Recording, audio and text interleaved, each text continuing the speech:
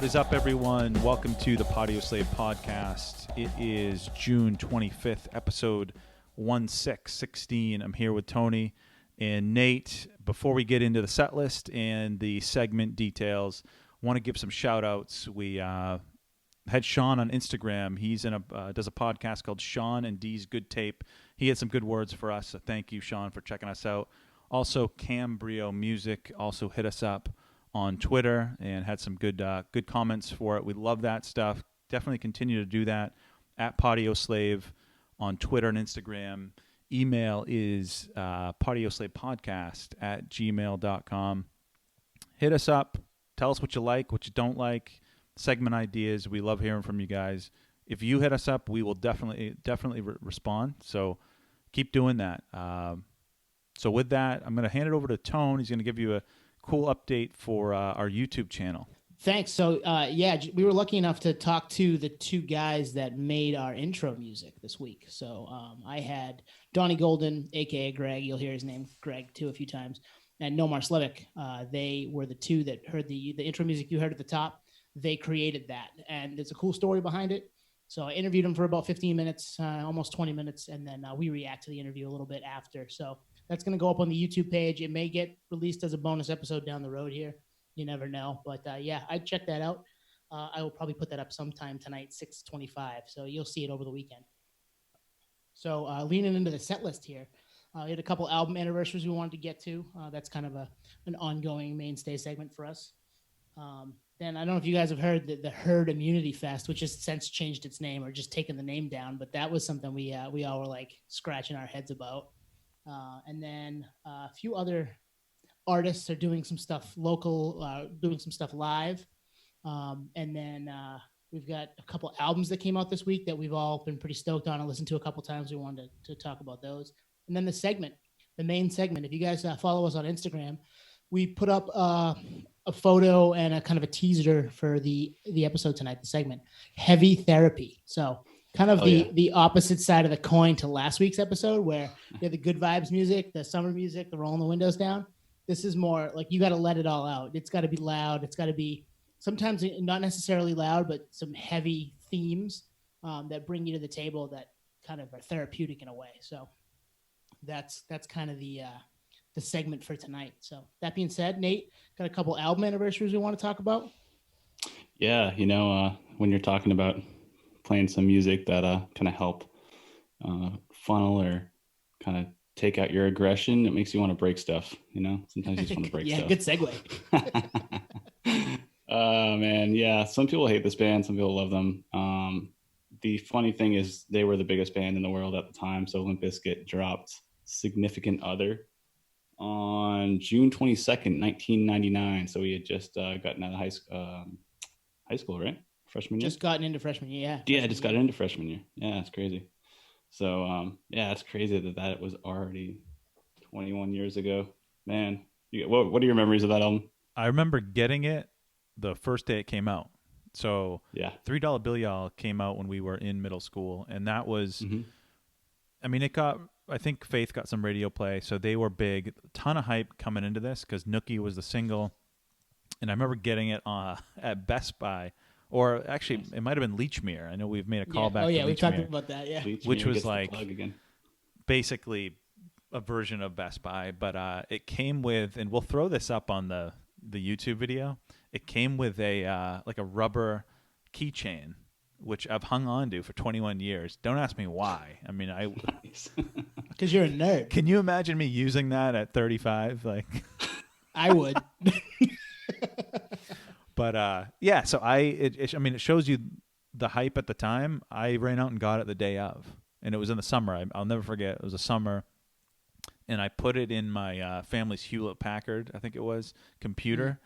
And it could have been one of those enhanced CDs. I can't remember, but remember those? Yeah. It was, yeah.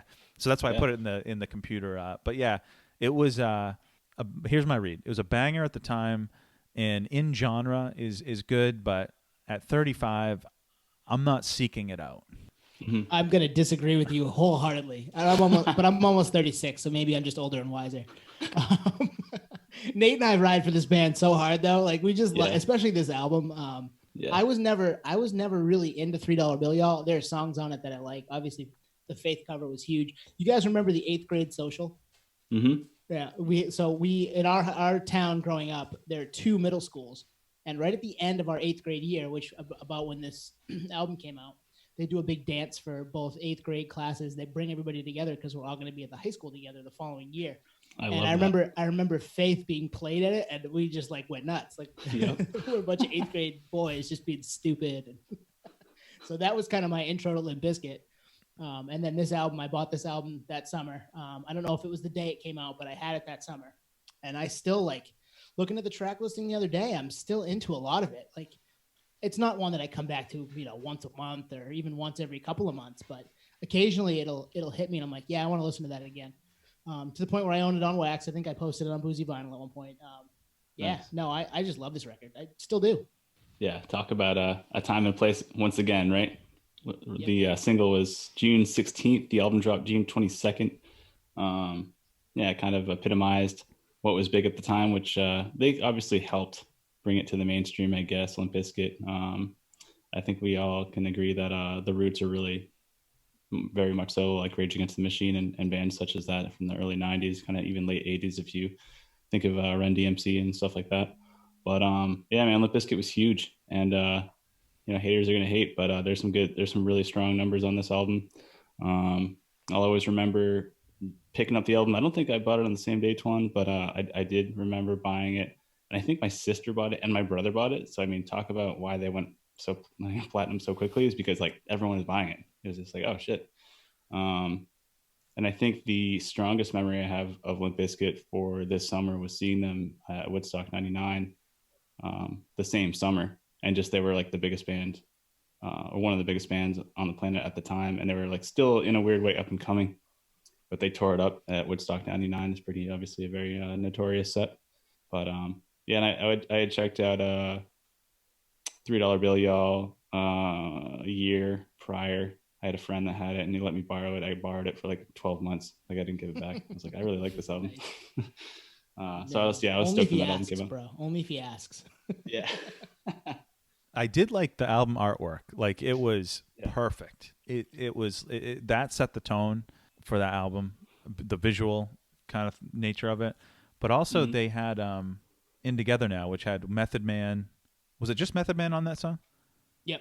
So that was like, you saw hip hop elements on $3 Bill Y'all, but then when this dropped, that kind of got them into that kind of that scene. And then, obviously down the road, like Rollin' and things like that. Yep. They had the Urban Assault Vehicle, or whatever it was, Urban Raid Vehicle or something. That song's not as good.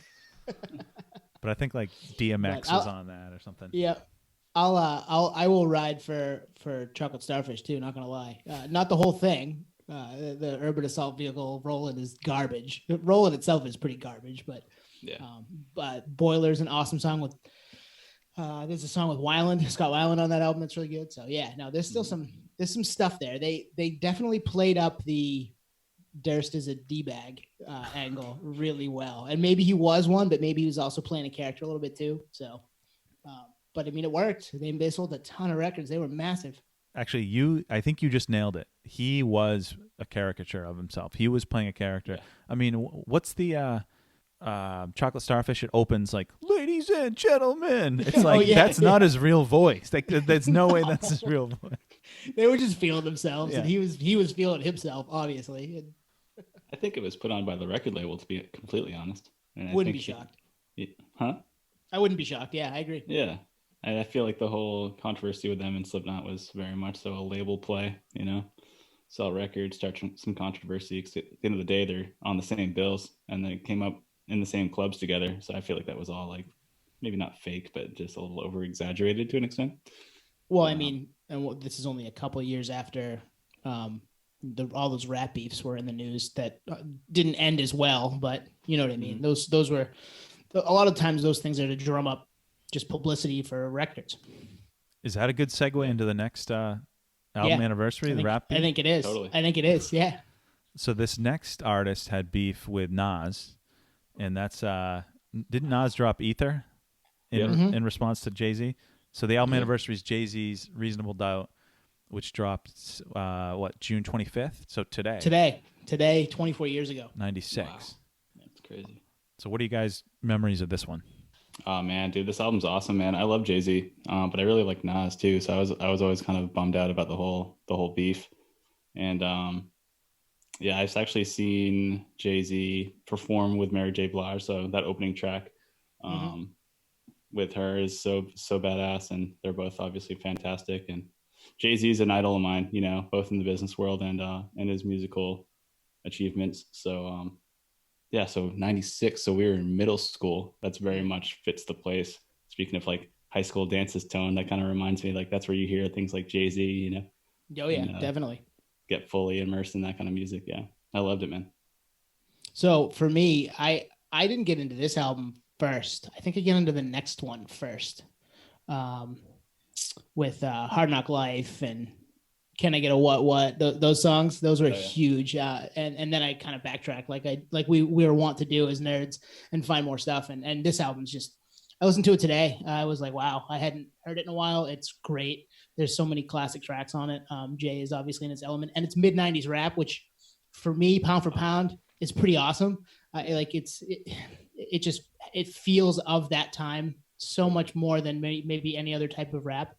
I guess the mumble rap nowadays feels of a time too, but at least you can understand Jay when he's rapping in this one. So yeah, we have very similar experiences then. I was going to say the same thing. I was a late bloomer on this album, which makes sense given how old we were, but I got into Jay, Hard Knock Life Volume 2, or I think that same one. It had Hard Knock Life, Getaway Anthem. That was 98. That makes sense. It was 98. Yeah, so this one, actually, this might surprise you. I didn't get into Reasonable Doubt until like 08, 09. It was after college, and I think I got a used copy at the local record store, Bull Moose, and I would play it. Yeah, I think it was 08 because it was when I bought my first car. Oh, wow. Nice. Like, you know, with a real job money. Yeah. And I bought that, and I was like, damn, this is way better than the other shit I heard by him. Yeah. Grassroots. Yeah, it's a classic, and it's one of his best, and it's obviously been kind of lionized in his canon. But he's a big, I mean, he's, like Nate said, businessman. He's made a lot of money doing a lot of different things. So he's an interesting character for sure. I'm sure we'll touch on Jay-Z again here in the fairly near future. Yeah. So you guys want to jump into this Herd Immunity Fest? Yeah. Yes, I can't wait, actually. Yeah. All right. Who has thoughts? Who wants to lead off? Well, let's give the rundown of like what it is. Okay, go ahead. All right, I'll do it. So, Herd Immunity Fest. It's supposed to take place next month in Wisconsin. It's going to feature Static X, who's from Wisconsin, right? Nonpoint, Dope, Flaw, who was kind of a big name in the nu metal scene back in the day, and then there's a reunion by the band Boba Flex, who I've seen by name. I've never heard them, but they named it the Herd Immunity Fest. It's going to be in an outdoor field, I guess, and it's only going to be at like 30% capacity. But the reason why this got a headline is the name, obviously, but then also it's like the only live show that's supposedly happening. So with that, what's your take? What's your guys' take? I mean, I read what the promoter had mentioned when he was asked about the festival, like, wow, you're doing this? This is crazy. And his quote, and I don't have it quote for quote, but it was something in the realm of, live music touches people in a different way. This is something that we put together because we feel like we need human connection and we need to have live music. We need to get back to what we had before this whole thing went down. And I'm reading it and I'm like, yeah, man, I get it. I totally understand where you're coming from. But given the name of the festival, let alone the time frame, it seems a little, I don't know, seems a little early, I'd say. So two things come to mind for me. One, we all are fans of the band Nonpoint, and when they heard the name, they said, "Peace, we're not going to do this." So we were all like, "Thank God, those guys are cool." So, and the other thing, you know how throughout this entire COVID process, you heard this. If you told 17-year-old me this was going to happen and then this was going to happen, you'd be like, "No way." Yeah. This is the one of the times that I was like, yeah, if you told 17-year-old me that all these nu metal bands were going to get together during a pandemic in a field and call their concert the Herd Immunity Fest, I might believe that. I actually might believe that. Oh man. Yeah. I think we're on the same page with that. Like my first reaction was like, all right, how are these bands still a band? And I think for a lot of them, it's kind of probably their financial lifeline, and you can't hate anyone for that. Obviously, shocked that it would potentially even happen. But the other Yeah. thing too is like, we're all nerds and geeks here. I'm thinking the economics of it. If you have an outdoor fest and it's operating at, I think I read 25% capacity. Like it's a huge, huge 20% thing. actually. 20%. Yeah. Hmm. I don't think there's money to be made. So now you're doing it for the love of the game, but then you're putting people at risk. Right. Um, Yeah. and So I don't know that's where it gets. yeah, I don't know the restrictions in Wisconsin. Like, is this street legal? I don't know. Do you guys know? Well, they had lifted a bunch of restrictions in Wisconsin. I think that's the reason that was where the festival was supposed to take place. So it's yeah, no, you can't knock the trying to make some money, and if it's that's their lifeline, and there's so many bands that put albums out right around now 20 years ago that are trying to capitalize on that 20-year anniversary for maybe their biggest album, and they can't do anything because of what's going on in the world with COVID. So I get the idea. I think the idea had a good heart, but it just doesn't make sense. Yeah. No, and to your point, Tuan, it's exactly where my head went. Is the cost of the ticket's a 3-day festival, so I think it was like $110, something like that. Yep. Which is pretty cheap. Let alone it's a 3-day festival, so if I don't know if that includes lodging. I mean camping or something. So that's a whole nother conversation in terms of COVID. Let alone the lineup and the lineup. These are bands. Some of them I've seen mostly in clubs. So the fact they're kind of headlining a festival is kind of interesting.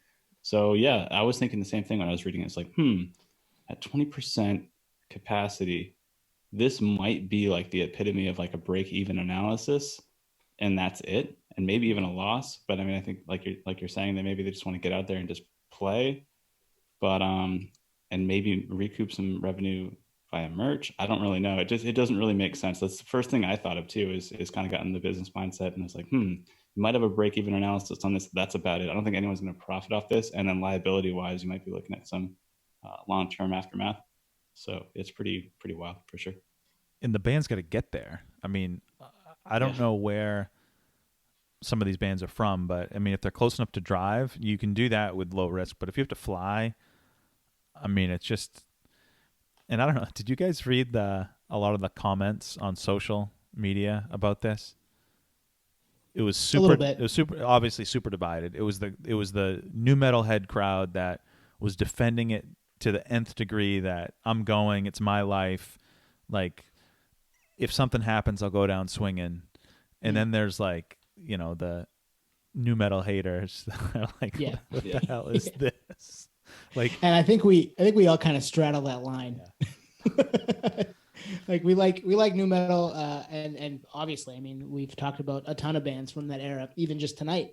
But if it's gonna be a break-even situation, the last thing you said, Nate, the liability of it makes zero sense to me. Just why even try? You're putting yourself and people at risk to catch this, fairly deadly virus for some people. So it's not a great idea, I don't think.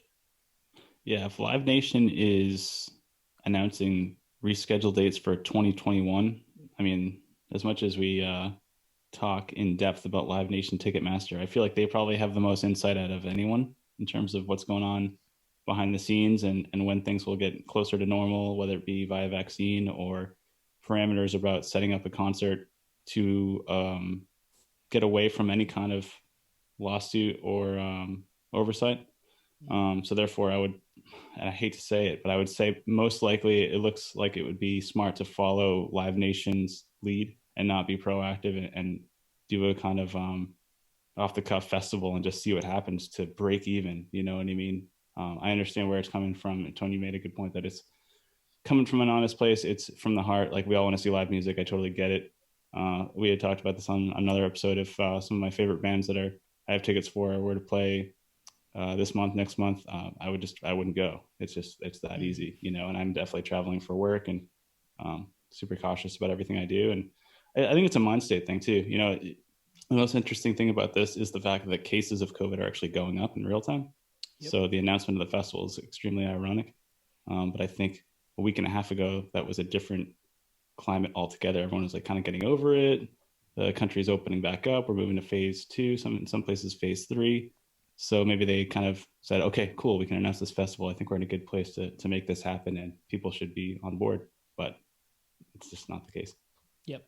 That's a great point, Nate, with Live Nation, who's the most profit money first company in the game. If they're calling the game and saying, hey, we'll revisit this next year, that tells you something. This shit's real. Yeah.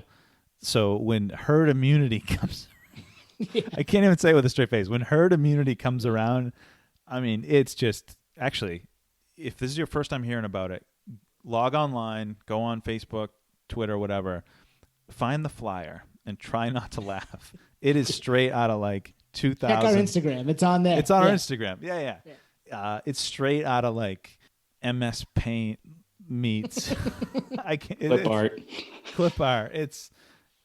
It's so on brand. It's funny. Just go check it out. Yeah.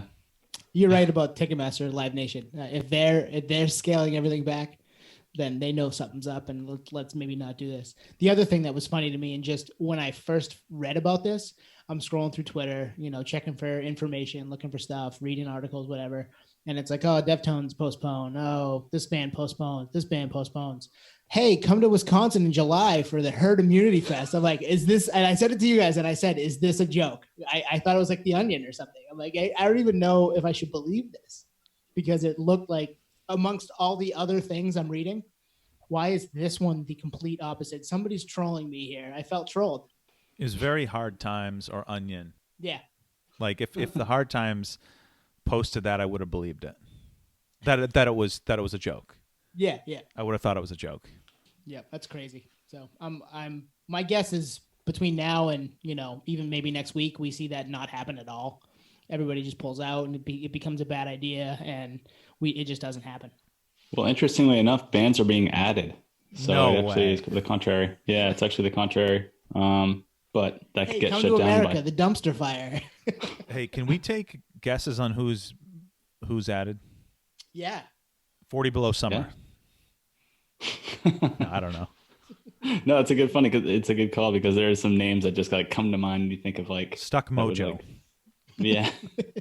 Stuff that, yeah. But yeah, it's definitely something that, you know, stay tuned, because more stories will come out about this, whether they're good or bad. Totally. And the fact that it's in the United States, I'm trying to think like if there's something like this would fly in another country that's maybe a little bit more lax. The United States is notorious for civil lawsuits. So Yep. the fact that they would go through with this is like in the most prone country for liability and lawsuits and class action lawsuits. There's no other place on the planet that's, you know, just sitting on the trigger to file a lawsuit. So yeah, man, I hope, you know, things are okay, but I would advise at least my friends to probably hold out on this one for sure. But Yeah. I would agree. One last comment is, like, no matter how much they, like the promoter or the band say, hey, it's a huge field, we can social distance, you still have merch lines, you still have porta potties. It's a mess. Yep. mm-hmm. It's a mess. You could have people trying to clean things. They're never going to be able to keep up with that in real time, even at 20% or 25% capacity, because it's just, they're communal spaces and they're hard to keep to the level that we need to keep them clean wise. That's why a lot of things are having trouble reopening, because that is something that is hard to keep up with. And that maybe you're not staffed well enough, and now you're not bringing in enough people to pay those people to do it. So yeah, it's tough.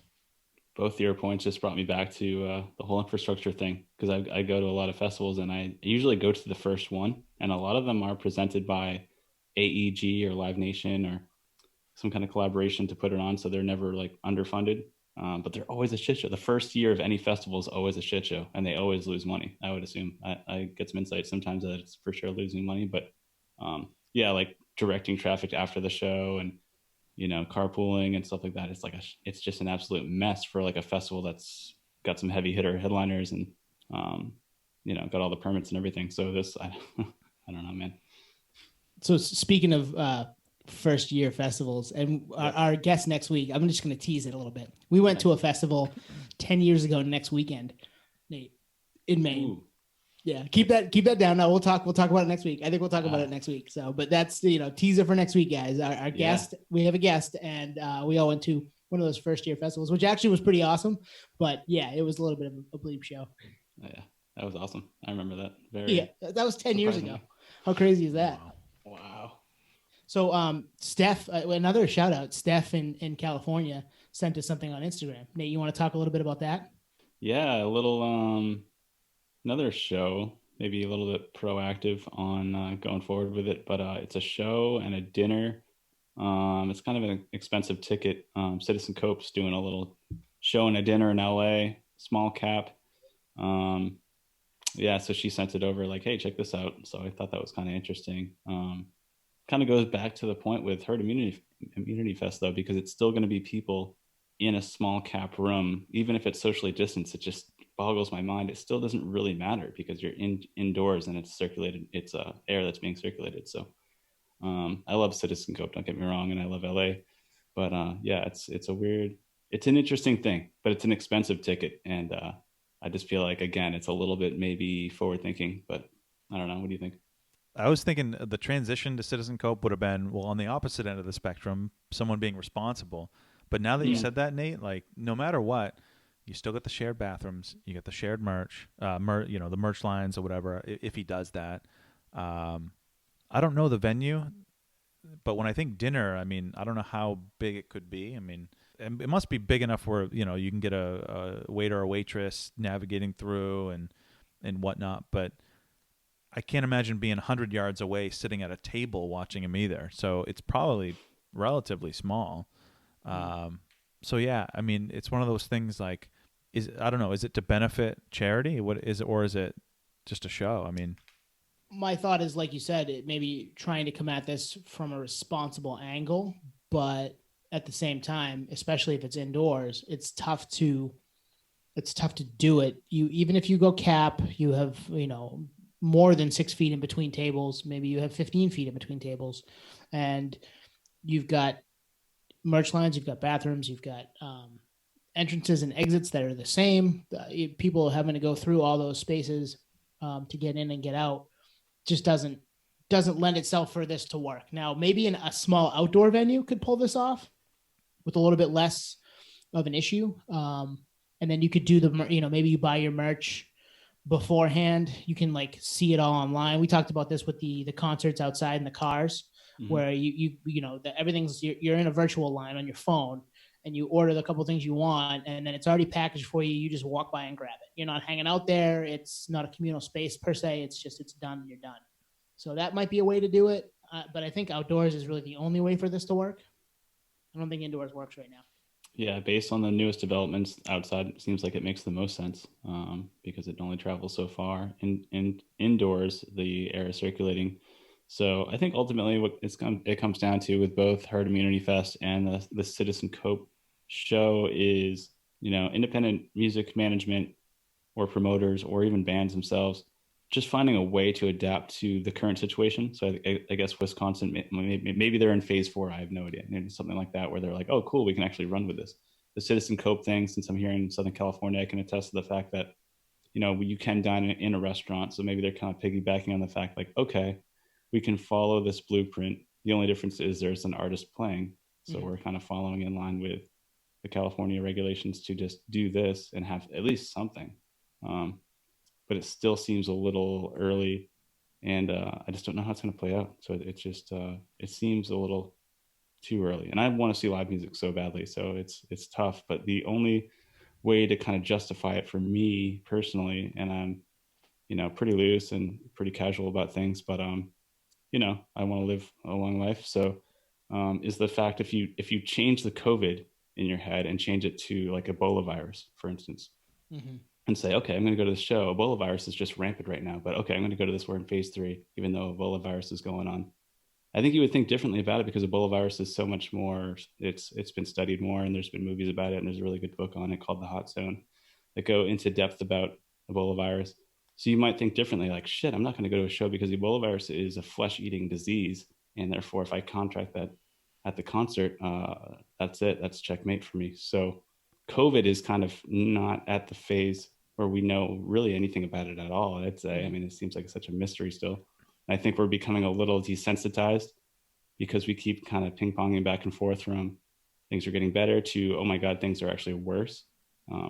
So the whole thing is just a kind of a nightmare. And so therefore throwing in any kind of entertainment segue would just be a little, I don't know, just not fathomable. And if you think of it as Ebola virus, it just makes it easier to walk away from it, basically.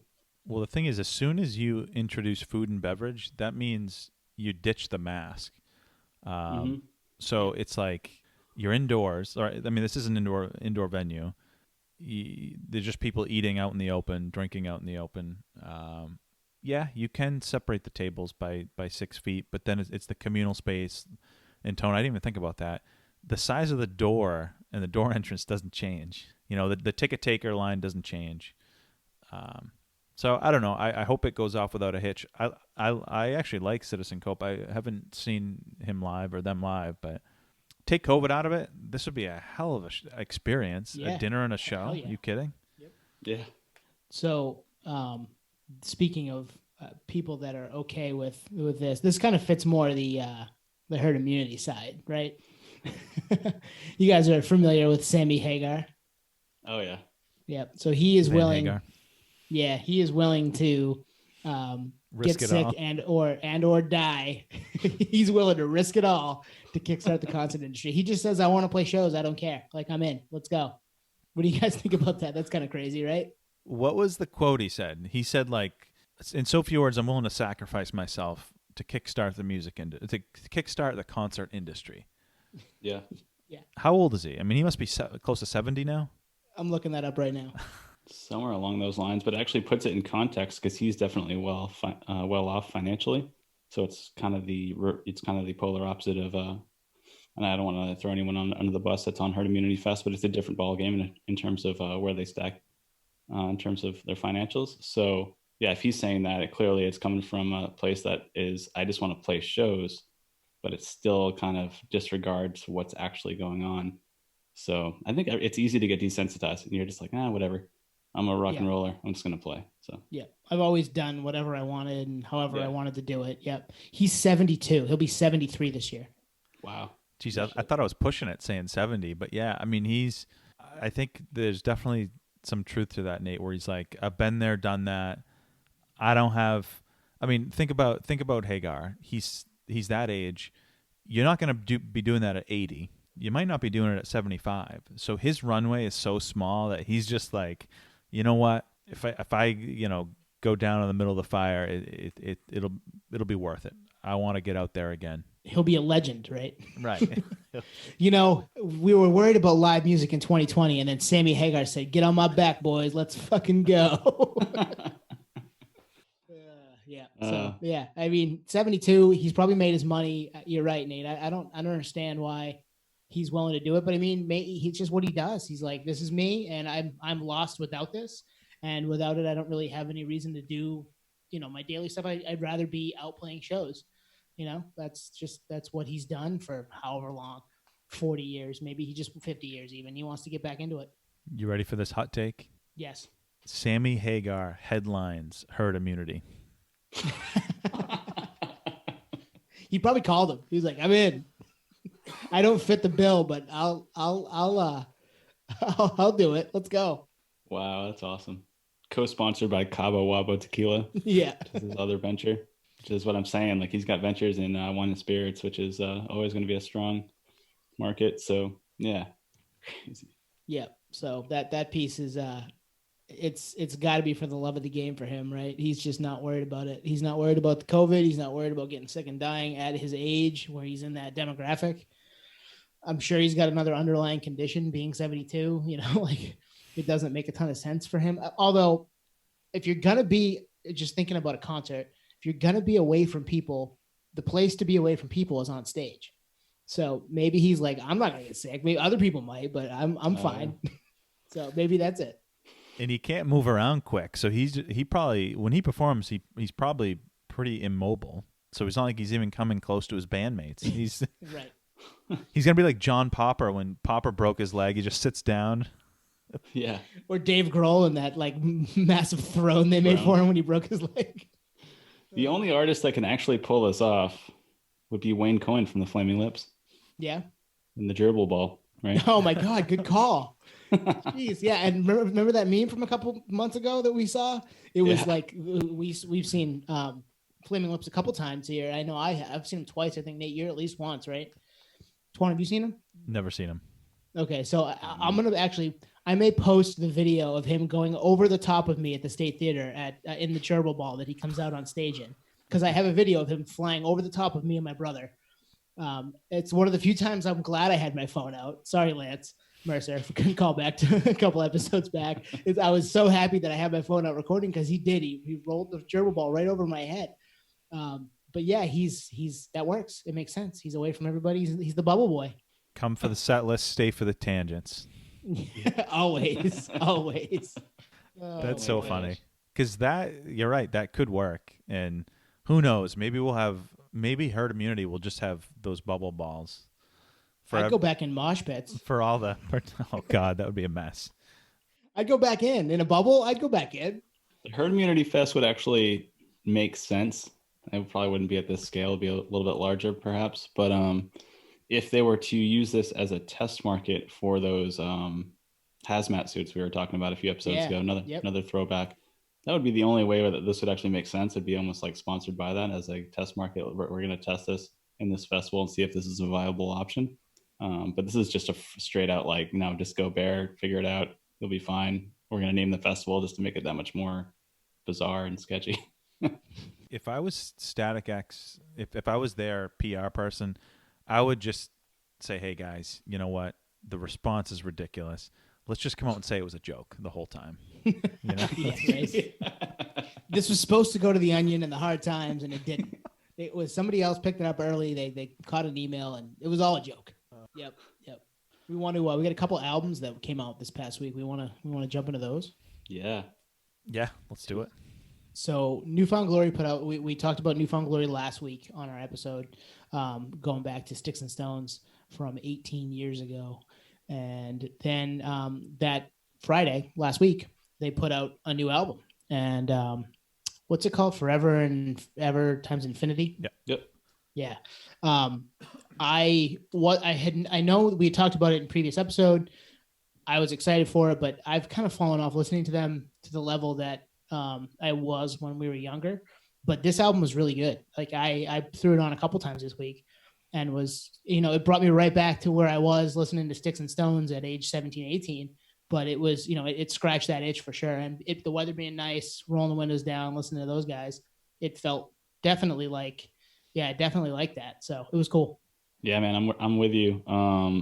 It was cool talking about New Found Glory last week, Ton, and listening to this album. And I was thinking when I was listening to it, like, man, it immediately had this feeling like, thank God there's a band and there's bands like this that put music out like this, because it's just so sweet. It's like awesome. It's true pop punk. It's what bands that like made it to the stadium, as a punk band wish that they could put out, because it just really is like pure gold. It's actually like legit. Whereas if you're a punk band that made it to the stadium size venues and they're trying to put out an album just to keep putting out albums, but it's just not that, just doesn't really taste the same. New Found Glory, I think they knocked it out of the park with this album. And to be completely honest, I hadn't listened to the last few, but the last album from New Found Glory that I was really into was Coming Home. I loved that album. I thought that was a front to back album. And that was like, I don't know, 10 years ago or so. 06, Yeah, 14. 14. That was 06? Oh, wow. Yep. Yeah, that was the last time I was like really like spinning New Found Glory all the time. And I played the hell out of Coming Home. And so listening to this, I was like, sweet, they still have it. This album rocks. So yeah, man, I was really digging it for sure. So for me, NFG pound for pound is a top 10 all-time band. Just when I think of like legacy, duration, everything, whatever.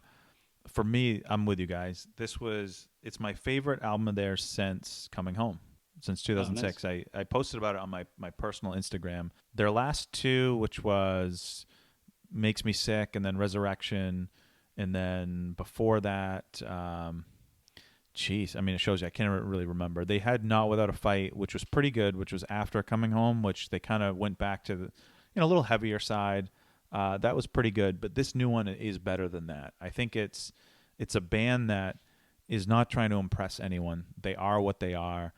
They could write a more poppy album if they wanted to, but that's not them. They could go the heavy route, which they have that in their roots, and it comes out with like Himalaya, but it's still like they've always straddled that line, like the breakdown and understatement. Like they can go heavy, but yeah, this album's awesome. Like the lyrics are a little iffy here and there. Yeah, but that's always Newfound Glory. But it's always Newfound Glory, and it's 10 years in. 10 years. It's 23 years in. It's 10 albums in. So what do you expect? Yeah. But this will be, when we kind of reviewed the new Pearl Jam album a couple of months ago, I always ask myself, hey, will I revisit this? And, I said yes to the PJ album. I will revisit this one. I'll come back to this one.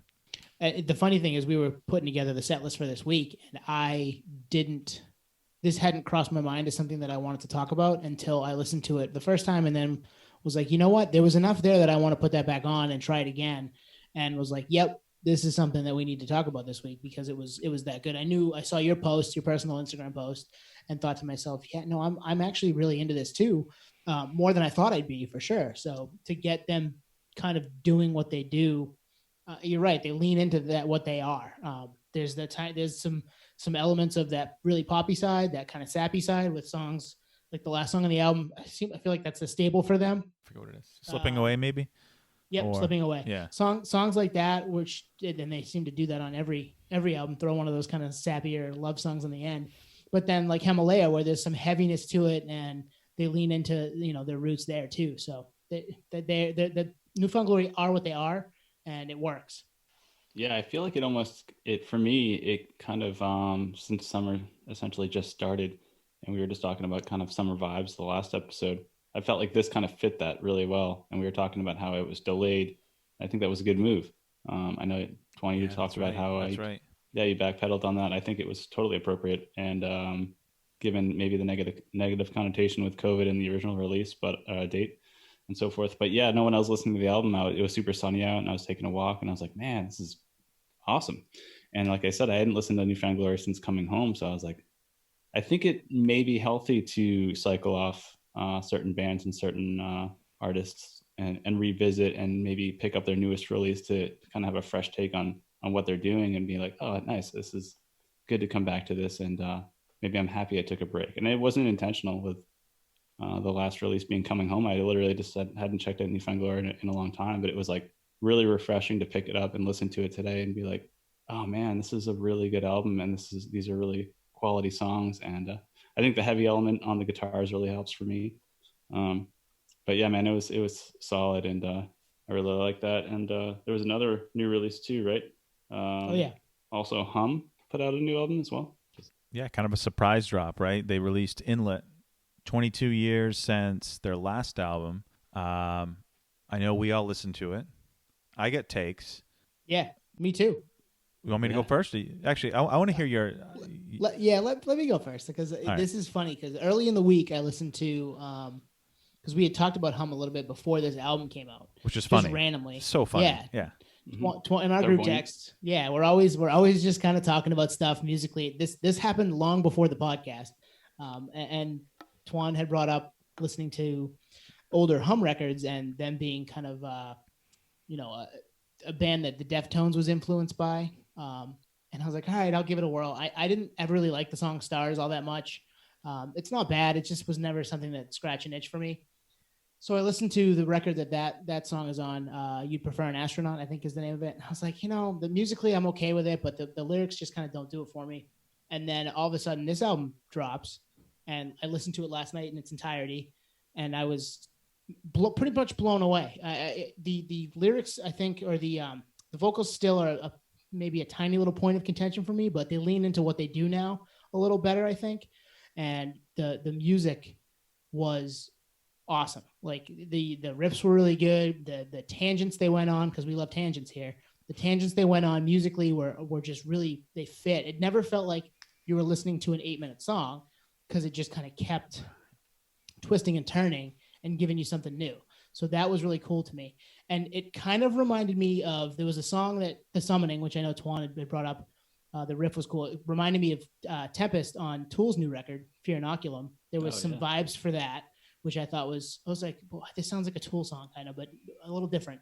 And another band that I never really got into, but had a huge release about 6 years ago. Tuan, do you ever listen to Deafheaven? Yeah. Oh yeah. Yeah. Okay, so Sunbather. There's a lot of Sunbather in the music for this.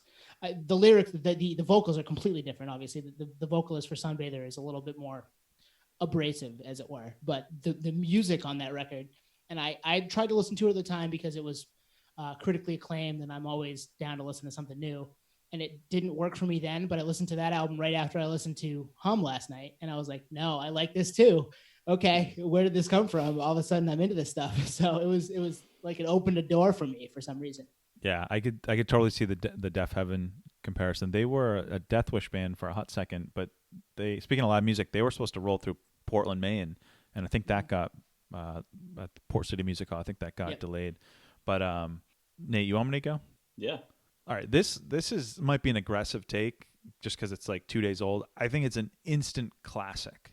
I think it's the best release they've had, and like it's, for me, it cements like they're the kings of this genre. So like I'm big into a lot of, and I told you guys this, a lot of the Run for Cover Records bands, which Run for Cover used to be like the pop punk band. That's where like, you know, bands like the Wonder Years, they were on Fireworks, they were on that label. But then a lot of those bands transitioned to like that kind of shoegaze, subdued vocals, were bands like Title Fight and Turnover. And you listen to a Hum record and you're like, all those bands just straight up jacked Hum's steez, you know? And this Hum record is like, it sets the bar for any of those sounds. And I say that like negatively. I love all those bands. And like I just bought Title Fight's Floral Green on wax today, Nice. you know, 8 years later or whatever it was. But I think it's an instant classic. I'll revisit it in a year, and you know, we'll see if I have the same reaction. But I listen to it, and every song goes in like the direction I'd want it to. Like the guitar tones are perfect. The 8-minute songs do not feel like 8-minute songs. I don't know. I'm all in. Like it's a contender for album of the year for me, and we're halfway through, Nice. so it'll be top 5 record, I think, 2020. I agree, 100%. It's the kind, I was listening to it and I was like, man, like I remember why I like drop D guitar so much. You know, it just kind of like fully immerses you because it's just so atmospheric. Um, the song Shapeshifter really stood out for me. That was a killer jam. And speaking of the Deftones influence, one of my favorite side projects is Palms, and I feel like this is very much like a, you know, Chino bringing Deftones into that direction with Hum a little bit, but Palms was basically like a Hum tribute to an extent. Awesome fucking band. If you guys, anyone listening wants to check that out, the record is front to back as well. But yeah, man, I love what I've listened from Hum, and actually when I moved out here to San Diego, kind of got reintroduced into Hum from a friend here who's a huge fan, and was telling me that they're putting out an album. He's been saying this for like 4 years. I'm like, cool, man, yeah, I'll check it out when it drops. So the fact that it finally did, I was like, I knew that it was a matter of time. But then again, some bands say that they're working on stuff and it just never kind of comes to fruition. So this was cool to see. But yeah, I love this type of music, you know, music that kind of drifts off and has the heavy guitars and kind of like elongated song progressions and so forth. So yeah, this is like, not gonna lie, like probably like my favorite type of music. So listening to this record, I was like on a walk today. I was like, sweet, this is the kind of music I feel like was like made almost like specifically for me as like a person, as a personality. Like I love heavy guitars, but I like melodic lyrics and I like kind of like the stony vibe. So I was like, nice, this encapsulates like everything I love about rock music or just music in general. And so, yeah, and I missed them the last 2 times they came to San Diego, which is a super bummer. So talk about show regret. Oh, I mean, you had tickets and were at a concert they were at. You just missed them, right? Yeah, Dia yeah, de the los Dio, Deftones. yeah, the Deftones Festival. It's an annual festival in September. Yeah, I was pre-gaming some beers, so I actually missed Hum then. I was with a buddy, and it sucks because I was looking at my watch the whole time, like shit, I got to get over there. Yep. And the time they came to a club up here, Belly Up, just stupid lazy, like, oh, $15 ticket, I should go. It's down the street. Oh, dude, I'm really tired. Show regret. Yeah. So these guys fit show regret, and they fit. Where are those guys? Where were those guys Yeah. until yesterday or 2 days ago, right?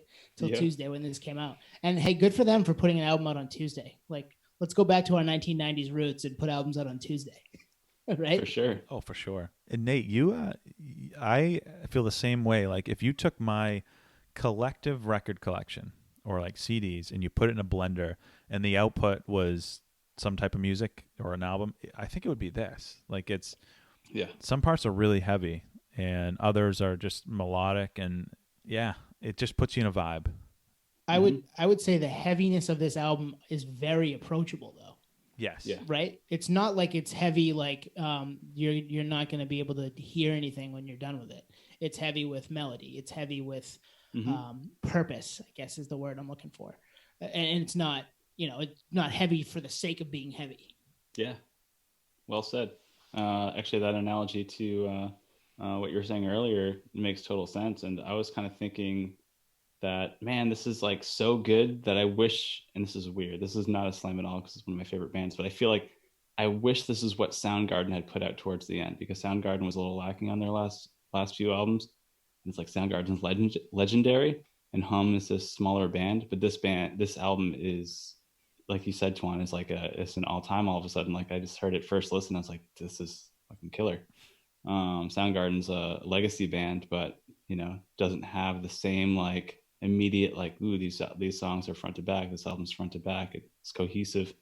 Maybe they were kind of picking and choosing the best riffs and best like sound bites and drum fills for the last, I don't know, 10 years or so to make sure they had kind of a perfect album, kind of to your Tool comparison tone earlier. Yeah, right. They were on hiatus forever. Yeah, so you can kind of like make this masterpiece, but then again, like the way it flows together seems like it was kind of written in a very considered effort to an extent. So yeah, man, awesome fucking album. I love it. I almost think, and we'll wrap this Hum combo up here pretty soon, but it makes you think back like when Stars got radio play. I remember it did. It got radio play on our local station, and our local station used it in like a Zodiac Zone. Yeah. It's probably why I hated it. Little segment. So like, it's so interesting because that was like an accident single. Like that was never supposed to be that big. Right. Yeah, it was a little that song. That's probably the reason I hated it, is it used that promo, and I heard it so frequently. It was just like, this again. And then the song would come on the radio, and I'm like, yeah, but I've heard this 10 times today for your promo. So I understood why they used it, because the Zodiac and Stars and all that stuff. But yeah, I won't get too deep into why, but yeah, it was annoying. And did not like it. I just have to say, that's one of those weird and unfortunate things where like a band, even a song, but more so a band, can get tarnished by something like that, whether it be overplayed or some kind of connotation that's not something favorable, where it actually is like this amazing work of art or band or artist or single that just gets like shelved because it has that connotation. So like I think I brought up like Black Keys in the car commercial, like something that came up is like, I love the Black Keys and they are super grassroots. But they came out in a Cadillac commercial, and every time I hear that song, I'm like, I skip it. I'm like, yeah, I'm done with this. Overplayed. Yep. Actually, I was reading about, because everyone's been chatting about Hum on Twitter, etc. And I guess Stars was on a commercial, a big commercial. I'd have to dig it up, but yeah. So like, for most people, Hum is the Stars band. Yeah. Yeah. Which is they fine. Were for me until this week. Yeah, like which is fine. Like get those people out of the way and let me enjoy. Well, and now I'm kind of glad that I've crossed over into the other side, because this is not something that I don't like, and it makes me want to go back and revisit some of those bands you say that sound like them, the Title Fights and stuff of that ilk. So I probably will, be expanding my horizons even more, just because I gave this the time of day, and that's the way to do it. I think musically, it's always fun to listen to something you've never listened to, or come back to something maybe you listened to once and it didn't hit you the first time, but it might hit you the second time. So it's always worth trying it again. That's a plug for the playlist. Yeah, Throw definitely. some, Although they haven't made it Hum influenced title fight. perfect. Yeah, that works. All right, let's Cool. get into the segment. Definitely. You guys ready? You want to explain the segment? Yeah. Yeah. So last week we did kind of the feel good, mood lifter, mood booster segment. This week, which is really the yang to last week's yin, we're titling it Heavy Therapy, which I love. Tone, you came up with that. Love that name. And it's really, we're moving away from like the feel good type albums. This is an extension of that, where at the end of the day, these albums kind of put you in that same space at the end. It kind of, whether it's a release or gets you in the right headspace, but it's on the heavy side. So Yep. we each came up with, we'll probably do two apiece. And for me, like these are the first two that came to mind. But yeah, any other comments on the segment? No, that fits for me. Can I go first? Absolutely. Because I feel like I've had mine jacked a couple times. So You have. Oh, yes. this way, if I go first, I can't get jacked. So yeah, my first one, I'm gonna give you guys. We'll guess because we like to do that here. Yep. This band you could totally see playing the Herd Immunity Fest. First of all. Secondly, this album came out in 2001, so it's right around 20 years ago. It's in that new metal category. They are a New England band. Reveille. Yep. How'd you know? Nice. That was easy. Oh wow! No, I'll give your hints credit. They were right on. Yeah. Bleed the Sky. Bleed the Sky came out a week after 9/11, unfortunately. But this album, I listened to a ton in the early to middle 2000s, and listened to it again last night in prep for this. They're from all over Mass, Worcester, I think Chelmsford, a couple different places. They had two albums, this album and Laced, I think is the other one that came out before it, which has some tracks on it too. And then members of the band maybe went on to form Genuflect. I don't know if you guys have heard of them, but yeah, Reveille, this album was their big commercial success.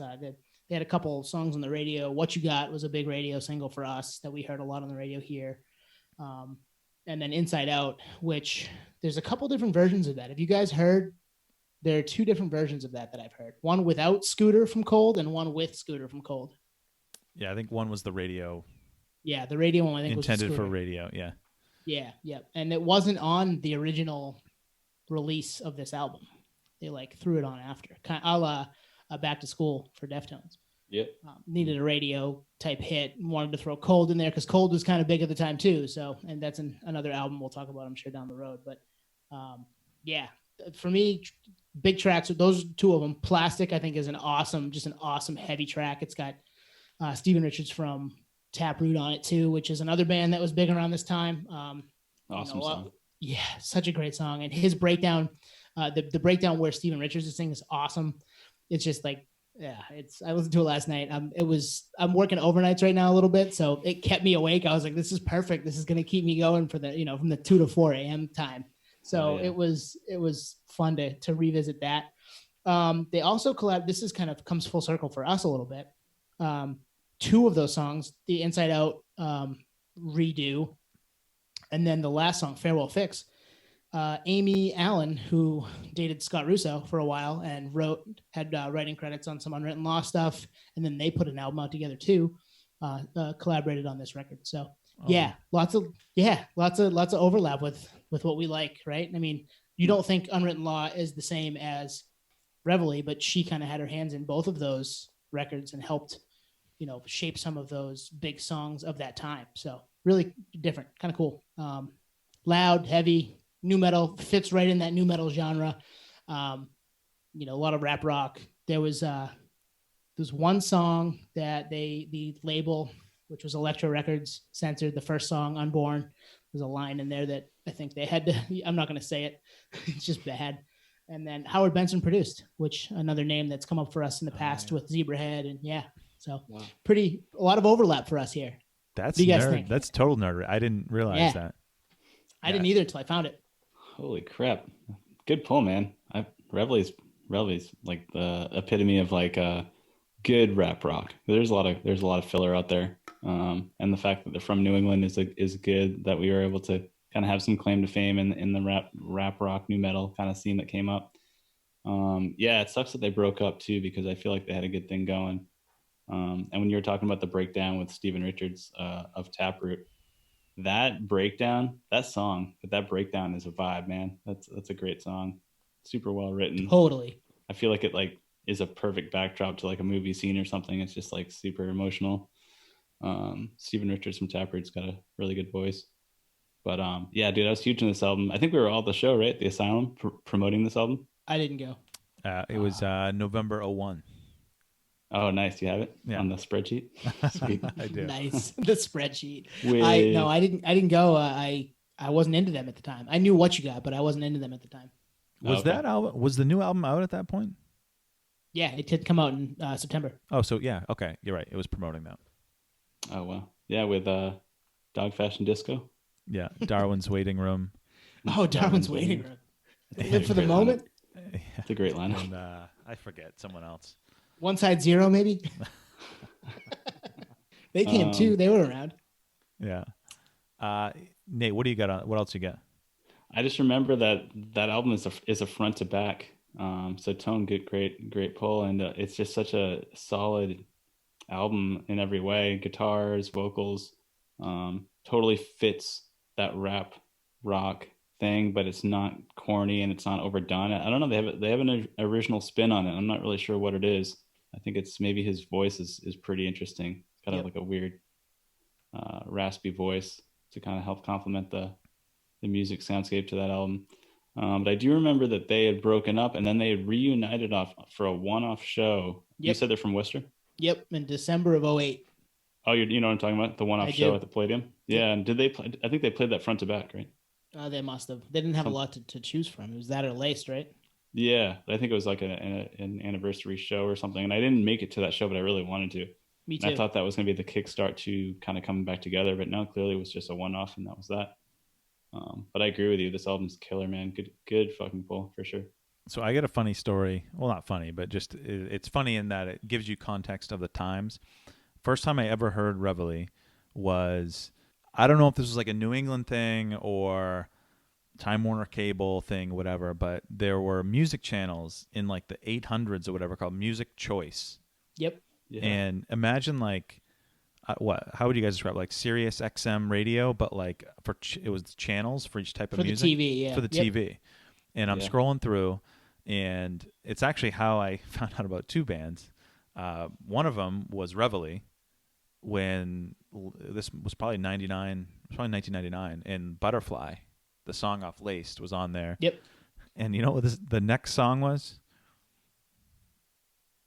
6 Feet Under, Knife Gun Axe. Nice. So that was like there's a long story for us there. So, you know, if I think about like my death metal, progression, it started with probably Beavis and Butthead, and then continued with the likes of 6 Feet Under and whatnot. But yeah, good pull. Can I just say something so that I can put it on the playlist? Yep. Yeah. So 6 Feet Under's, they had that covers album. Smoke on the Water. Yeah, I could put Smoke on the Water. We could put TNT. Yeah. AC/DC's TNT. Nice. If you guys hear some low grunting TNT or Smoke on the Water, it's 6 Feet Under. That's awesome, man. Stay for the tangents, baby. That's what we do. No, our buddy Don, mutual buddy Donnie, and I, and our buddy Nate, different Nate, lots of Nates and Tonys in this group. We would hang out in his basement in college a ton, and we'd listen to Reveille and my next band, which we'll get to. And miss those times. Yeah, right. And it was, it was just making playlists and drinking beers and being 20, 21, drinking Jack Daniels because that's all we could get our hands on. So yeah, and it was those were therapeutic times because we were a couple of the only people still kicking around home at that time, going to school at home, and there weren't a lot of people, and the winter in Maine is cold, and it's like, what are you going to do but sit in the basement and listen to metal or new metal, and let it be your therapy. So that's kind of how this fit for me, as far as therapy goes, heavy therapy. Yeah, bringing up Donnie's basement actually I just had like a literally time travel moment because I remember getting stuck in his driveway after one of those yeah. days. I think I got like a cab or something because we were drinking or whatever. It And snowed like crazy. Yeah, the cab couldn't get out of the driveway. We were Yep. stuck. It was like a foot and a half of snow. It was nuts. Yep. Yeah, that was just you, me, and Donnie that night. I remember that night. That's a tangent. Yeah, it was snowing like nuts and we were just drinking and hanging out. That's how we became friends and how we get into a lot of the similar music that we're into. So who wants to go next? I'll go. All right, yeah. Twanta, let's go. All right, so this band, I know you guys know them and have obviously heard them. I'll tease it. So they've been a band since the mid '90s, New England band, and this next hint's going to give it away. But the singer has a pretty prominent podcast now. That doesn't give it away. Metal hardcore, hardcore roots. Metal. This next one will give it away. Ozfest. Godsmack. Saliva. Saliva. Well, because Solly's got a podcast. Oh, does he really? Hatebreed. Nice. Yeah, that makes sense. Hatebreed. Yeah. So the album that I picked, and you could pick any Hatebreed album. Like, a lot of people think Hatebreed has a certain connotation to it. Like, racial undertones has nothing to do with that. 100% no. They've been criticized of that. It's nothing to do with it. But the album I picked was Perseverance, which was their major label debut on Universal. I first got into them actually before this. It was in high school. Satisfaction is the Death of Desire came out on Victory, and that album is my favorite Hatebreed record. But as far as this segment goes, Perseverance fits it to a T. Like, they have songs like Proven, Perseverance, A Call for Blood, and it is all positive. Like, it's all aggressive, but it's to get you through tough times. And Jamie Josta, like, he's kind of a punching bag in terms of like his lyrics. Like, it's all like a motivational speech.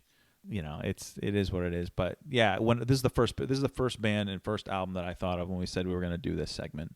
I've seen them a million times. Oh, not a million. I've probably seen them 7 or 8 times over the years. Some in Portland, most in Massachusetts. But yeah, it's interesting. Like, most bands, their major label debut is like the Sellout album and blah, blah, blah. They lose their edge. Like, this was basically them on steroids. They got the major label production.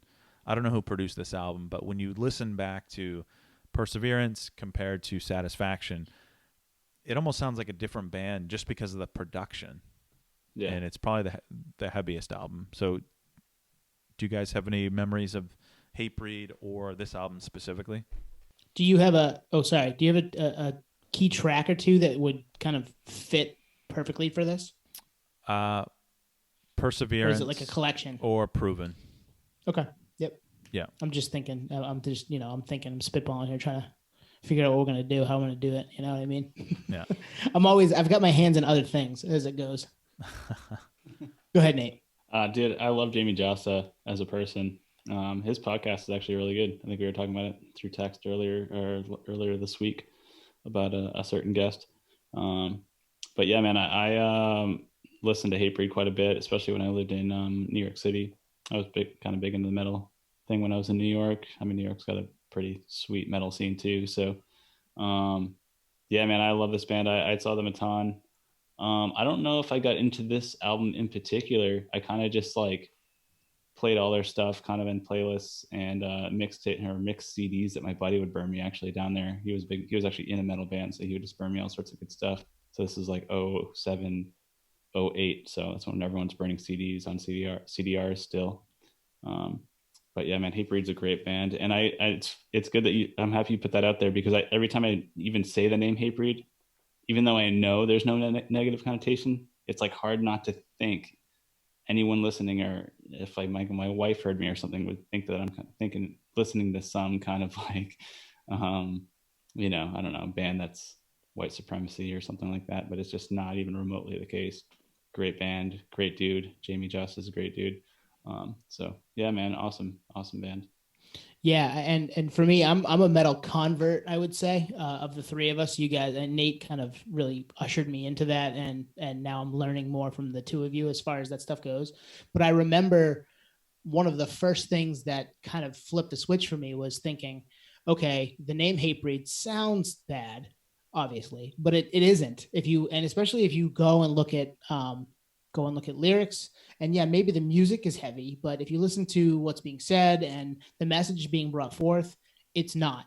And they're not the only band like that in this scene. So to be so dismissive just because A, a sound and B, a name, for me, that I am no longer that way. I may have been that way when I was younger, but you've got to evolve a little bit and maybe open your ears and open your eyes up a little bit and figure out that it's not necessarily that.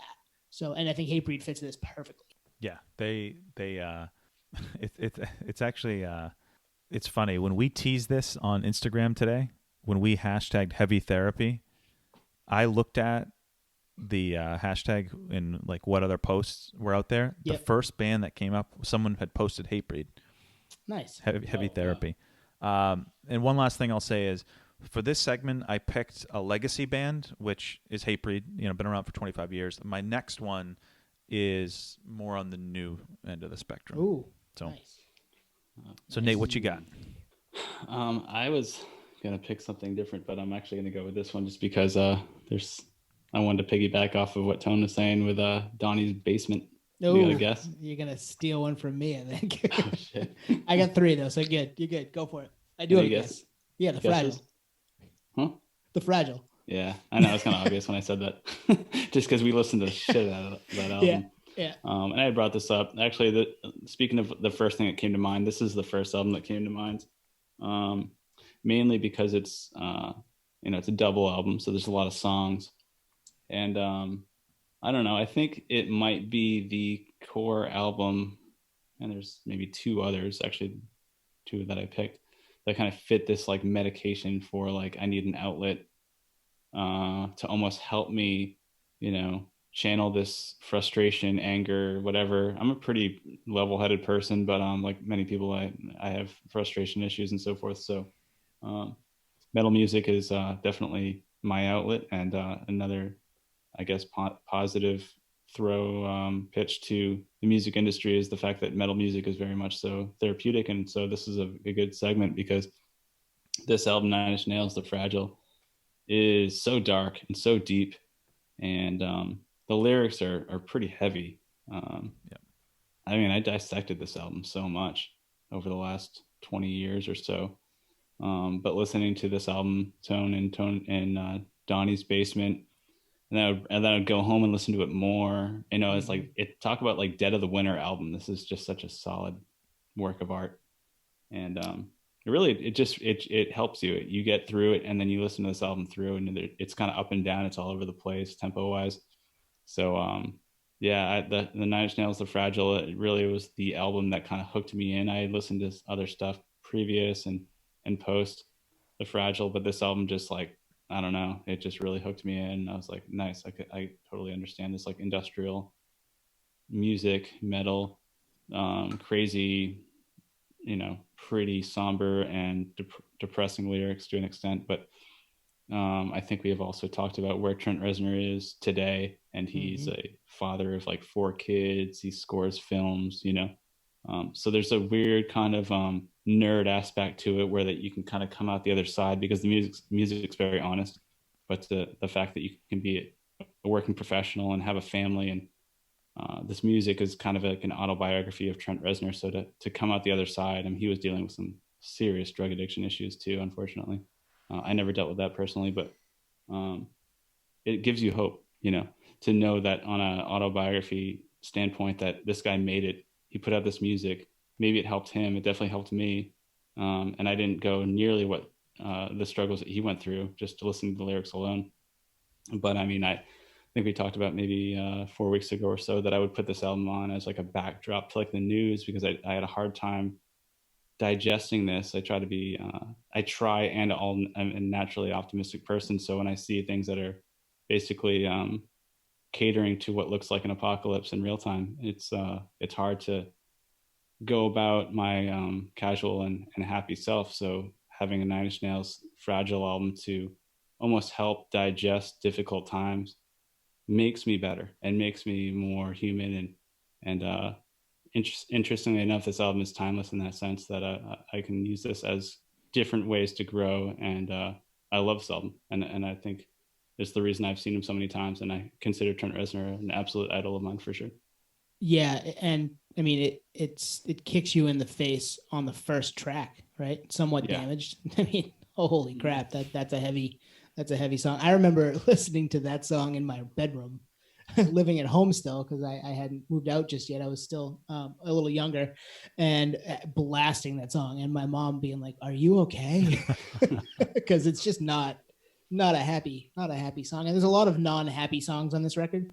But it is like you said, it's definitely all over the map as far as soundscapes go. It's not just that heavy negative, bring you down stuff too. There's some really beautiful pieces like La Mer, which is just a piano instrumental. Yeah, there's some cool, really, it's a great double album. I'm glad it's 2 and not 1. I love Wearing This Together Now. It's probably my favorite Nine Inch Nails song. And the video is really cool too. Yeah. But yeah, no, you didn't steal mine, Nate, but we're in the same vein. So I've got more of that autobiographical Reznor coming up for you shortly. So nice. Swan, what about you? Well, I was going to say, I mean, here you are 20 years later, 20 plus, or whatever it is, still talking about it. And like you said, your mom was like, well, what is this? And for you, it was an outlet. And clearly we're doing this segment, so it's the top of that category, right? Yep. I would say for me, I was probably a late bloomer with this album. I did not get into it in real time. I had a college, one of my college roommates was a big Nine Inch Nails head, and actually he's the one that kind of really pushed me to go to that Orpheum show that we talked about from 2005. Yep. And so I was, kind of late to the party, and but I like it. For me, it was one of those albums that you had to be in the right mood, which kind of fits this. Like, you know what I mean? Like it's a vibe. Yeah, I would put it on if I was not in a great space. And again, you're talking about winter. You're talking about none of your friends. We got a handful of friends still kicking around. Maine in the winter when it's cold and damp and dank and all that fun stuff. So you're putting on music like this to kind of get you by. And used it occasionally to work out, used it occasionally to drive or go for a run, just to kind of, flush everything out and make yourself feel a little bit better at the end of it. So, another kind of interesting fact about that, he was a label mate sort of with Dr. Dre, right? Interscope owned Nothing Records, and Even Deeper was produced by Dre, which is on the first side, I think. Yeah, that's so nerdery there's a deep credit. cut. I didn't know that. There's a Dr. Dre sighting on that. So, and that's kind of that hip hoppy type beat. Yeah. So that's a cool song. Yeah, it's got like an echo Yeah. reverb on it, which is kind of cool. And I want to say that this mirrors Lance Mercer, his take on Alice in Chains, where you kind of have to be in for it on this one, right? You got to kind of understand that, like, you can't just throw this on casually. I mean, you can. Yeah. But it's so deep. It's like watching a movie about the Holocaust or something. Like, it's pretty, you have to just, it's not entertainment really. It's really, I guess for this, it's a therapy session maybe. But it's an album that's pretty, it takes you in. So you can't just like throw it on, play a song and switch it out. You're like, this is a one you put in, and luckily it's a double album. So you're putting in the whole album, and you're kind of being fully absorbed and immersed into this full work of art. So yeah, man, Fragile, great album. I didn't want to pick it, but it just kept coming to the top of my head. So I'm like, fuck, man. Well, when Tone didn't pick it, that was your opening. Yeah, exactly. I thought about it, but I went with the album before it. So we want to segue to The Downward Spiral, which is if you want to talk about there are themes on the Fragile, but the entirety isn't like that. The Downward Spiral is entirely, not negative, but definitely some depressing themes and some down and dark times there for Reznor and for whoever was listening to it. So that came out in 94. again on Interscope, but was kind of a subsidiary. Nothing was the record label that Reznor brought to Interscope, and they made happen. Key tracks for me: Piggy, Ruiner, Hurt obviously is huge. March of the Pigs and Reptile is a big one. Eraser's another one too. I'd listened to it again today. I hadn't heard it front to back in a long time. Closer obviously got the radio play, as it were. That was kind of my introduction to Nine Inch Nails. Was Closer. Probably similar for you guys, right? MTV.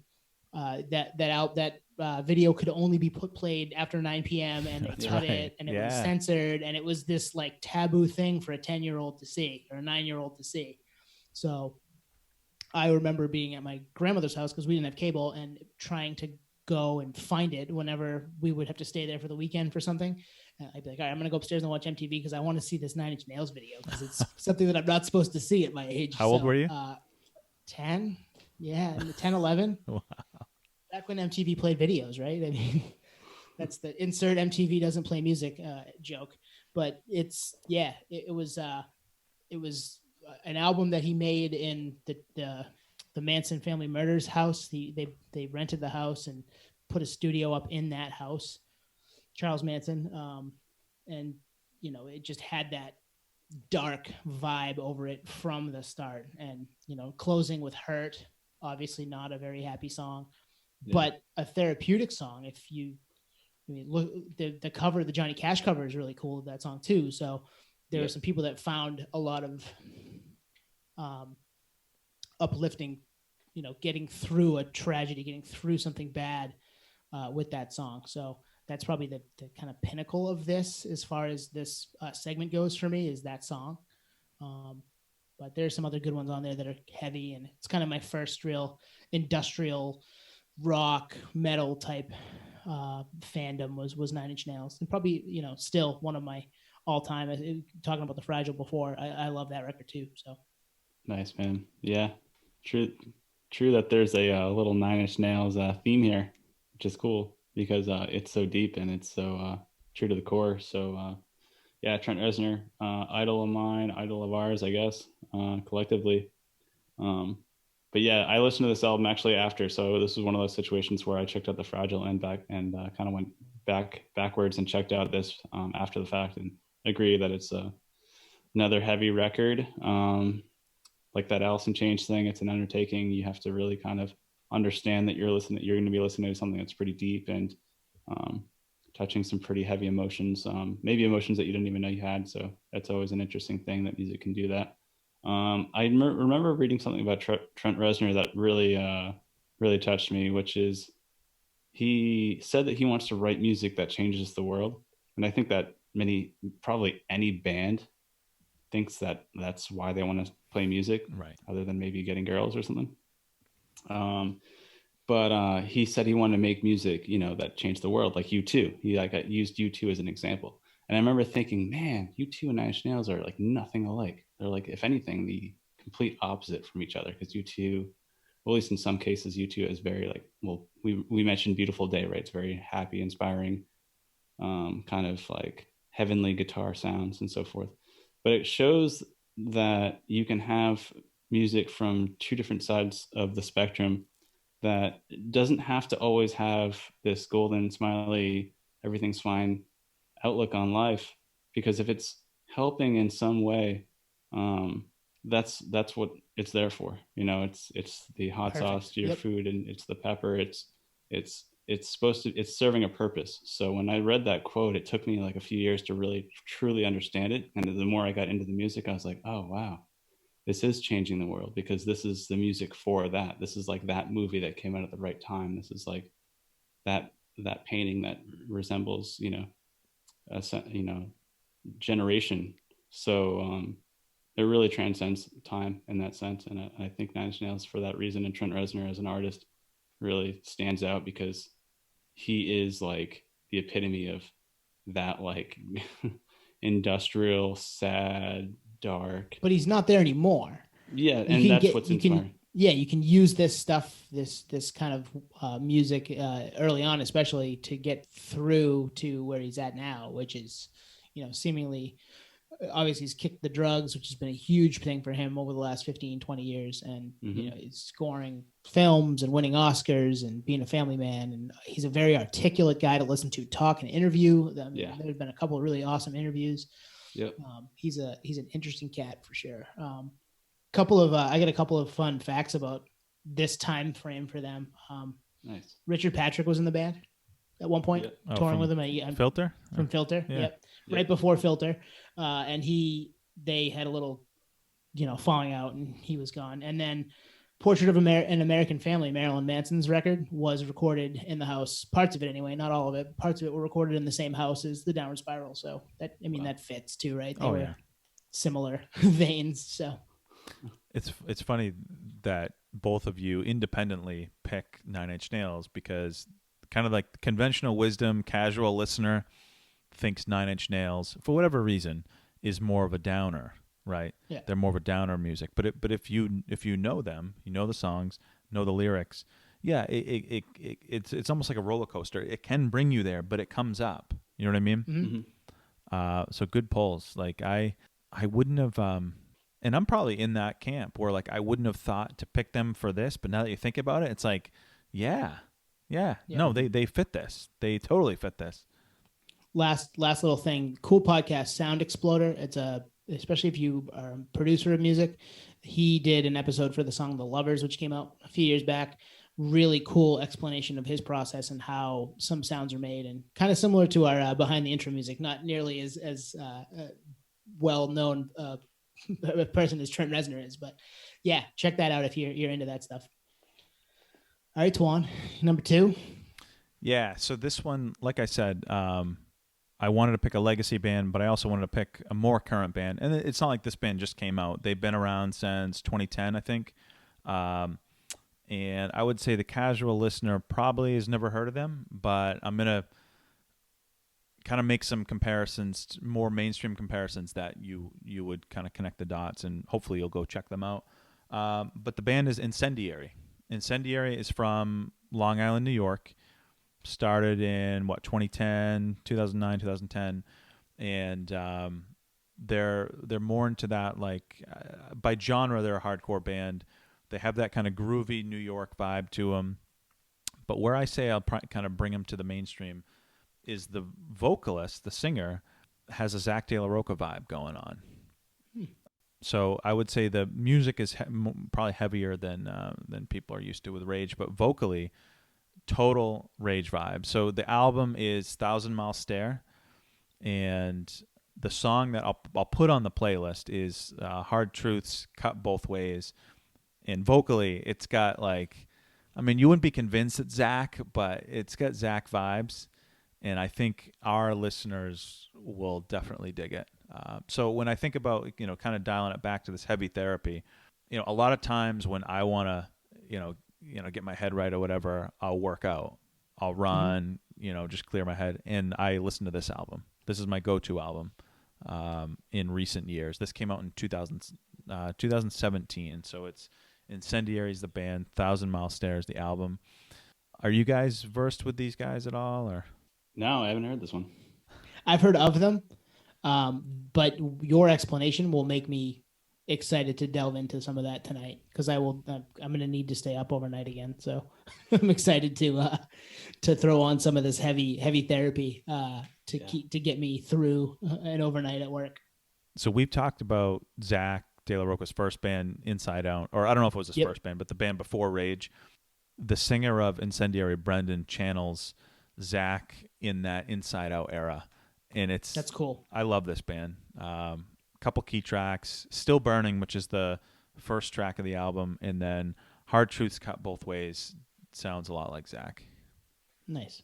Yeah, no, I'm excited to get into that. Are the, like, lyrically, is it similar to Hatebreed, where people might think it's negative but it's actually not, or is it more like downer, like the Nine Inch Nails vibe? It's more anti-establishment, which can get you up. Oh yeah, you know what I mean? Hell yeah. They have a line that they repeat in one of the songs, which is very Rage. It's actually, you could convince someone it's a Rage B-side. The lyric is, "There's no hope in an unclenched fist." So use your imagination. complete sense to me. Yeah, that fits right in with stuff that we love. I'm gonna call it like I'm not gonna say this is gonna be your new favorite band, but you'll dig them because it's got Rage vibes. I trust your judgment. I got huge into Crime and Stereo now, so yeah, dude. It's funny that Nerdery, even if we just did this for us three, like I'm finding out about new stuff that I didn't know about. So.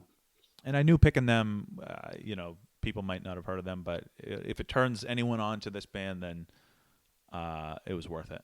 And it's probably the second band that came to mind when we said we were going to do this segment. So it fits all around. Nice. And there'll be more. I mean, we have. I have a third one written down here, but we're going to save it for another time. But yeah, that's if it's got those vibes and he's got kind of that De La Roca and Inside Out kind of, I'm all in. I'm going to have to check that out, and I'll be excited to find my new favorite band and my new favorite workout buddy. So Nate, you Cool. want to take us home? Yeah. Any guesses? Give us a hint. It's not The Fragile. We did that one already. Not the 90s. Not the okay. Your hints suck, bro. I know. I know. Let me guess. It's heavy. Yes. I know. This is heavy therapy, Nate. Give me a little bit more, man. I'm just gonna say it. Okay, just say it. Yeah, because it's one we talk about, and again, I didn't want to pick this one because I was trying to go on the deeper side, and I was like, you know what, I'll progressively get into these deeper cuts because this one needs to be said because it just top of mind. It just it just came up when I thought of man, what do I use as a way to get through these times or times of frustration or anger or I don't know. It's almost like this music just says it for us, and then we can just relax. Can I take a guess? Head PE. No, man, good one though. That's not a bad guess though. Right? Saliva every 6 seconds. I love that saliva has become a punching bag. Sorry, Sorry, Josie. Of course they are. All right, Nate, what is it? Tell us. Slipknot, Iowa. Yep, I almost picked a Slipknot record. I I'm glad that one of us did. Yeah, I couldn't resist it because it's so friggin' good. Yep.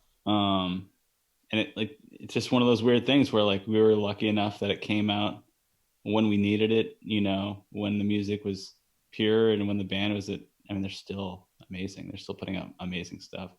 So their second album, Iowa, is just obviously anyone that knows Slipknot knows this may very well be their best album. I don't know. It's hard to say because it really depends on the day. But super friggin' heavy. I would listen to this. This was like a go-to album for me when I lived in New York City. I loved to listen. I was in a big metal phase when I lived in New York City. I had a buddy there that was in a metal band, and so there's nothing better. And the iPod had just come out, so there's nothing better than getting on the MTA and walking the streets of Manhattan, listening to straight up some blaring lyrics by Corey Taylor and the gang at Slipknot with Iowa, and just roaming the streets and high skyscrapers and so forth. But this album just really does it all. And so I don't know why, but this album just really helps with those tough times. And anytime you're just pissed off, it's just a straight up pissed album. There's nothing positive about this album except for the fact that it helps you get through the times that you're super raged and just man, I'm fucking pissed off. And as we've gotten to know Corey Taylor as a musician and what he's capable of range-wise, vocally, songwriting-wise, and he's obviously an author now, an actor now. He does a little bit of everything. So to hear it coming from kind of the roots. This is the third album from Slipknot, but just everything about it's just so friggin' good. Let's see. Yeah, do you have any key tracks? What are your favorite songs? Yeah, I was gonna say the Heretic album, Anthem. Heretic Anthem, yeah. Yep. Love that song, man. Sometimes I'll play it and then I'll play it again right after because it's so freaking good.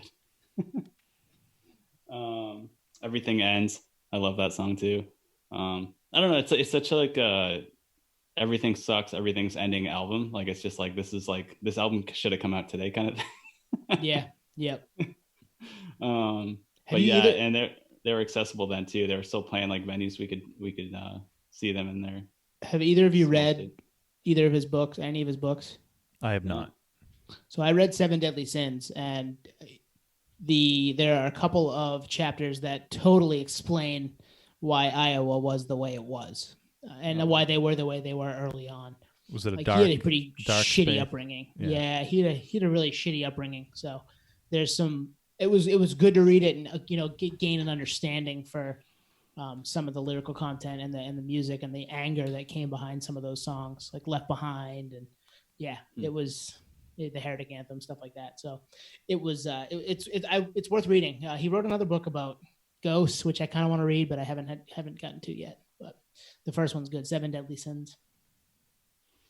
Wow. Yeah, I haven't checked those out, but they're obviously very big. But this album was 01, right?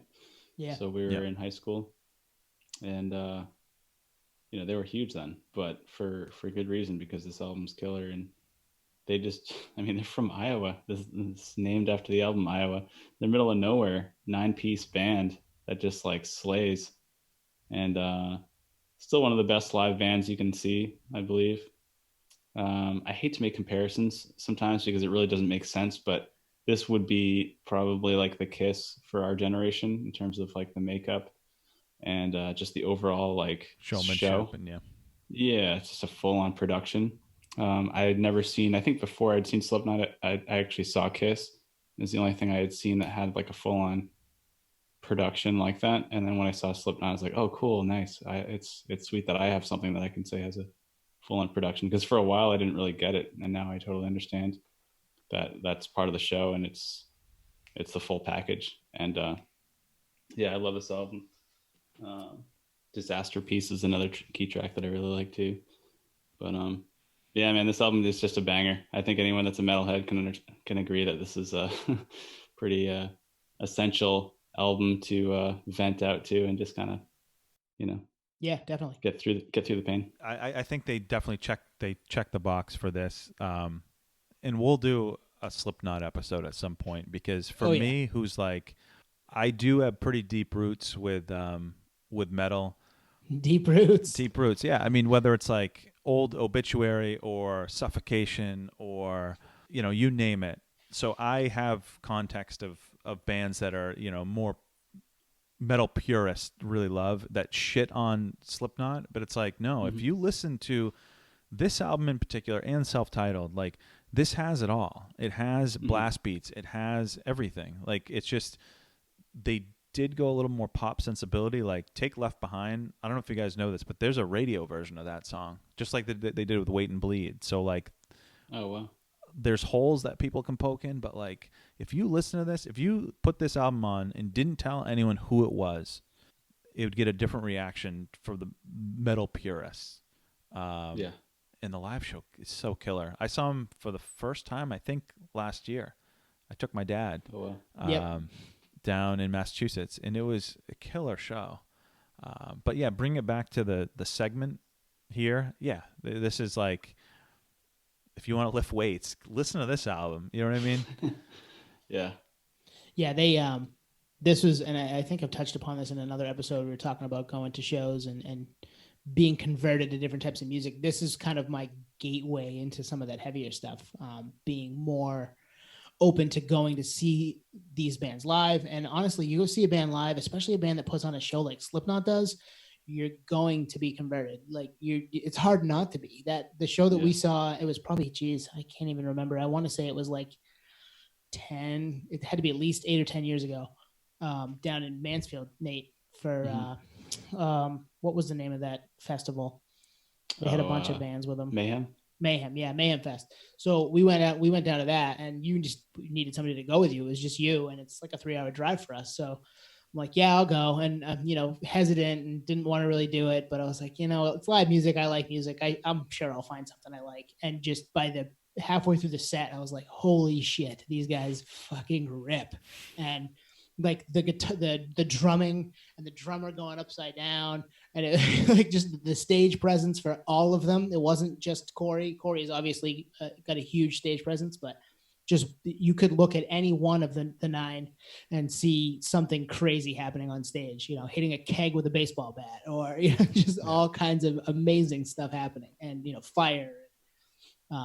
It's something to behold. And because they can do that, it turned me on to other stuff that I'm like, yeah, no, I'll give that a whirl. I'll try that. I'll listen to more things and not be so dismissive of stuff that maybe doesn't have the connotation that I'm looking for to start.